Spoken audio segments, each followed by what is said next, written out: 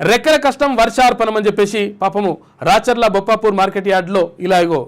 ఎందుకంటే రైతులకు పాపం ఏంటంటే వాటిని పంటేసే కాడు నుంచి తర్వాత తీసుకొచ్చి ఒడ్లు అమ్మి తర్వాత వాటిని మిల్లుకు చేర్చి బియ్యం వేసి ఇవన్నీ వేసేదాకా కూడా రైతు బాధలు మామూలుగా ఉన్నాయి. అంతా అయిపోయిన తర్వాత పంట తీసుకొచ్చేసి మొత్తం ఒడ్లు తీసుకొచ్చి ఆడ వస్తే అక్కడ వాన కొట్టి కొట్టకపోతే ఎవడు దిక్కు కావాలి, ఏం కావాలి పరిస్థితి? టైంకు ఒడ్లు కొని తర్వాత అవన్నీ కూడా చేస్తే ఇటువంటి పరిస్థితి ఉండదు. అకాల వర్షానికి వరి ధాన్యం తడిసిపోవడంతో అన్నదాతలు ఆగమయ్యారు. రాజన్న సిరిసిల్ల జిల్లాలో శుక్రవారం కురిసిన భారీ వర్షంతో అన్నదాతలకు తీవ్ర నష్టం వాటిల్లింది. కొనుగోలు కేంద్రాల్లో ఆరబెట్టిన ధాన్యం తడిసి ముద్దయింది.